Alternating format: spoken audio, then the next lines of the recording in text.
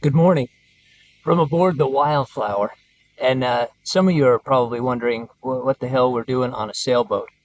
Um, the answer is that we're crewing for our friend, helping get his Oceanus 54 from La Paz, Mexico, down to the Panama Canal. And I wanted to talk about crewing. And so in this video, I'm going to show you 10 things that you need to know to become crew, and maybe why you or why not you wouldn't want to be crew on a boat.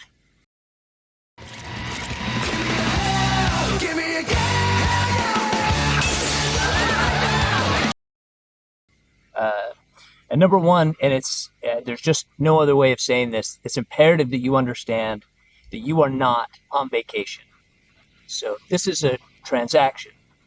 You are essentially hired labor to either get the boat from one place to another or be aboard the boat while it's in a place. However you work that out, it's good to think of this as a transaction, almost like you would a job or something like that. You are not there to be taken care of. You're not there to be coddled. Your responsibilities will vary depending on what you have worked out with the captain. But it is inherent in crewing that you do have responsibilities and you need to fulfill those responsibilities. This is a quid pro quo relationship. Number two is that it is imperative that you are flexible. So not only getting on the boat and where you will decide to get off the boat, but what you eat, how you live on the boat, that you are flexible and that you are able to adapt to changing circumstances.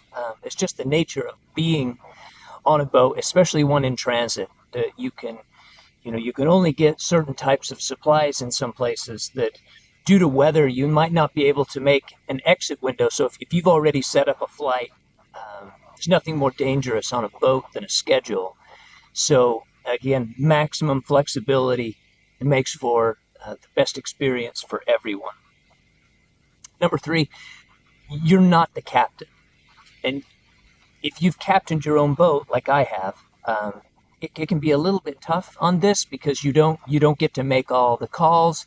You're not the one that is steering the boat in those decisive moments. But it's also freeing because the decisions all need to go back to whoever is captaining the boat. And this is like a military command.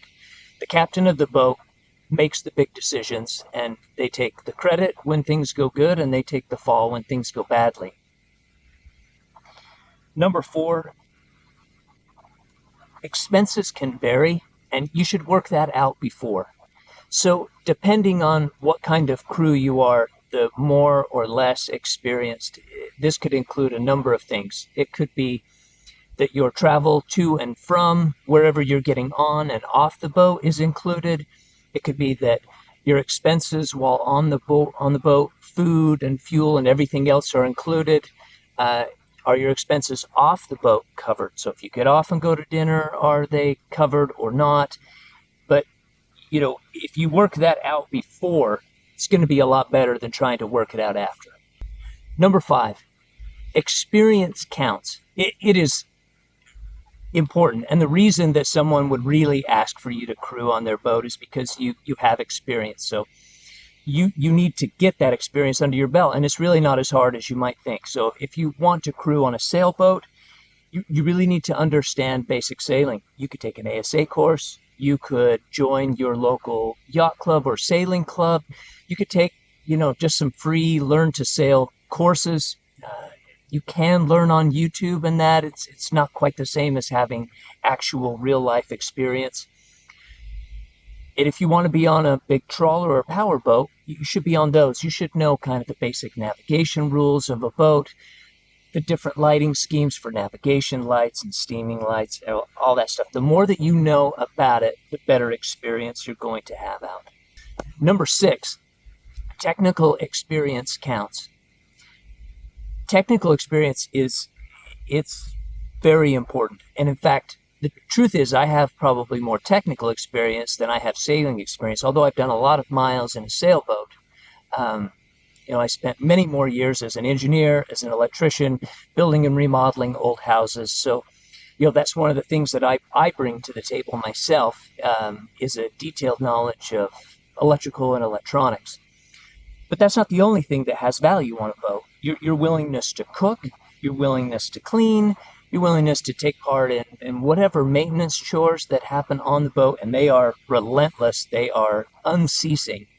Those are all things that come back there. And the more technical expertise that you have and that you make whoever the captain is aware of, the better chance that they'll want to select you as part of their crew. Number 7, have the right attitude. Boats, and I don't care how big the boat is, are very, very small things. And the longer you're on them, the smaller they get. So, having the correct attitude when you get on board, trying to keep the conflicts down but resolving them, not just kind of pushing them to the side and letting them build until they explode, but resolving those conflicts in healthy ways. That's probably the most useful skill on a boat. And I will say one other thing. A lot of people really like to drink on boats. And like I used to tell people that work for me, people get fired at Christmas parties all the time because they get drunk and they say all the things that they've been thinking every day at the office, but somehow it just doesn't come out until you're at the middle of the Christmas party and they're telling their boss how much they hate them and how stupid they are. Be careful about how much you drink on a boat, especially if you're crewing. Number one, I don't like it because it increases my amount of seasickness, but the chance that something comes out of your mouth that makes it where you have to disembark the boat somewhere less than ideal, it's a real possibility, and we've seen it happen. Number 8, resource management. Especially if you're on a boat that is making a large transit, you need to realize, if you haven't lived on a boat, that generally resources are finite. So this includes the amount of power that you draw. So you probably are not running AC. AC is like a very rare treat, even on this boat. We almost never had it on our own boat. Water usage, you're probably not getting a freshwater shower all the time. And again, these are things that they incur cost, they incur time, they incur expense, trouble. So the better you are at managing those resources in line with what the captain expects them to be, the happier voyage everybody's going to have. Number 9, the ability to live in small quarters, and also how you self-isolate. So, like I said, boats get smaller all the time, and conflict resolution is critical, but it's also important for your own mental health to be able to find a way to disconnect from the boat, especially when you're off duty, even during a crossing. Headphones, books on tape, whatever you have, you need some way to be able to unplug from the boat, especially if you're having a frustrating day, and find that conflict resolution becomes easier when you're not quite maybe so heated. And even just the noise of other people on the boat, it can build those frustrations. So the ability to sit in your cabin, lay down, and just disconnect for a while, it's critical on these boats. And again, it'll make everybody a lot happier. Again, number 10, you need to be able to get along with everyone. This is critical. Chances that you're going to absolutely love for every minute of every voyage is just almost infinitesimally small. But if you can learn to get along with people in the same way that you would in a workplace, at least keeping a level of professionalism, you're going to find that the crewing might just be an amazing opportunity for you, one that might be life-changing, or one that might set you on a path for doing something that you always dreamed but maybe didn't have the resources to do.